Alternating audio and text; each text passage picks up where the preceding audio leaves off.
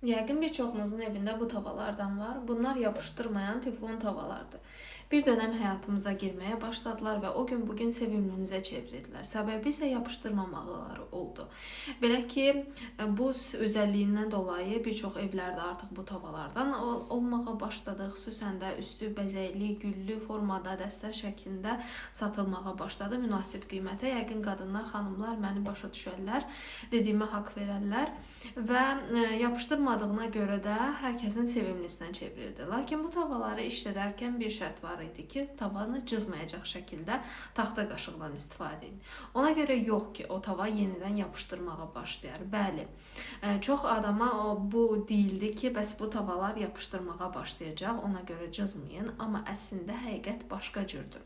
Belə ki, bu tavaların bugün insan bədəninə nə kimi ziyan vurduğundan danışacağıq və bu videodan sonra düşünürəm ki, bir çoxunuz bu tavaları artıq evinizdən atmaq istəyəcəksiniz. Çünki deməli, bu tavalar insan bədəninə olduqca zərər vururlar. Belə ki, bu teflon adlandırdığımız hansı ki yapışdırmayan hissə, bunun adı PTFE kimi yazılır. Açıqlaması isə politetraflor etilen maddəsidir. Bu maddə bu tavalları yapışdırmaz hala gətirir.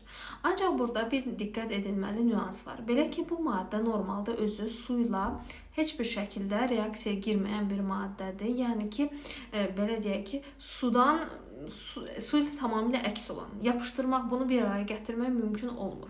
Buna görə də bu maddənin tərkibinə uzun dönəm PFOA adlı açması isə baxmalıyam perfluor oktanoik asid adlanan bir maddə ilə qarışdırdılar ki, bu tava belə deyək ki, həmin bu yapışdıran vəziyyətinə gəlib çıxsın və istifadəyə yararlı olsun.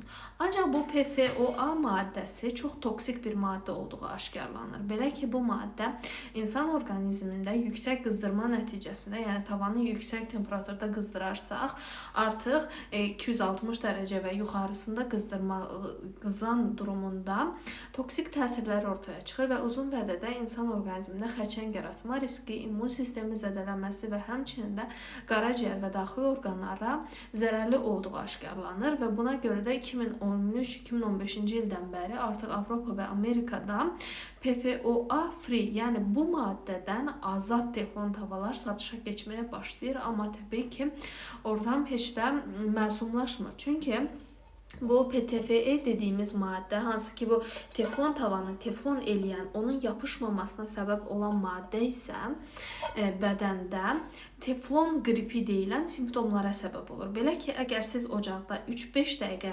saxlayırsınızsa, üstündə heç bir şey bişirmədən sadəcə tavanı qızdırsanız belə, artıq bu zəhərli maddələr buxar şəklində havaya salınmağa, havaya ifraz olunmağa başlayırlar və bunlar sizdə qripə bənzər simptomların yaranmasına gətirib çıxar. Belə ki, burnunuzun axması, baş gicəllənməsi, əzələ ağrıları, boğaz nahiyəsi, bronxların qıcıqlanması, öskürək kimi halları gətirib çıxarır. Və əgər bu tavalar cızılır, bu zaman həmin bu maddələrin ortaya çıxması daha da intensiv şəkildə olur. Yəni daha çox miqdarda ortaya çıxırlar və bundan da əlavə olaraq ekstra siz mikroplastik ortamada, yəni mikroplastikin də artıq bişirdiyiniz yeməyə keçməsinə şərait yaradırsınız bu tavaların cızılması nəticəsində.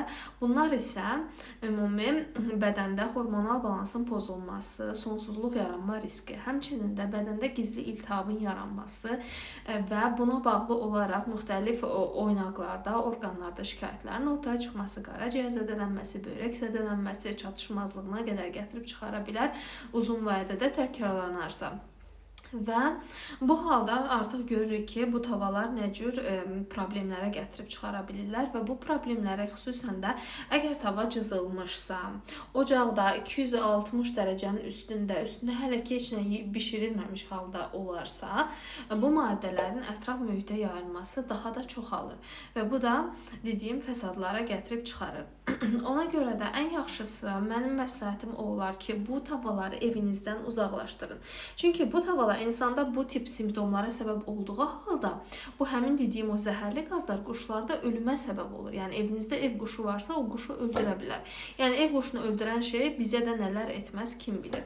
Ona görə də hər nə qədər PFOA free tavalar artıq istifadəyə verilsə də yenə də bu teflon tavalardakı o teflon maddəsi olduğu kimi qalır. Buna görə də uzun müddətli yemək bişirirsinizsə ocaqda və yaxud da sobada bunu istifadə edəcəksinizsə tövsiyə olunmur və çalışın ki, ümumiyyətlə əgər məcbursunuzsa istifadə etməyə, yaxşı olar ki, bunlar məsələn qısa müddətli bir şey, yumurta məsələn bişirirsinizsə, o halda istifadə olunsun. Yox, uzun dönəmli bir şey istifadə edirsə, yəni uzun müddətli tövsiyə olunmur. Bu halda ən gözəl, ən yaxşı, ən təhlükəsiz alternativ polad, paslanmaz poladdan hazırlanan tavalardır. Bundan başqa dəmir töküm dediyimiz tavalar var ki, döküm tava adlanır. Bunlar da yenə də təhlükəsiz variant hesab olunur və yaxud da keramikada nisbətən təhlükəsiz variant hesab olunur və buna diqqət etdirmək vacibdir. Əgər yox, yenə də israr edirsiniz, bu tavalardan istifadə etməyə çalışırsınızsa da çalışın ki, ocaqda yüksək temperaturda uzun müddət qalmasın.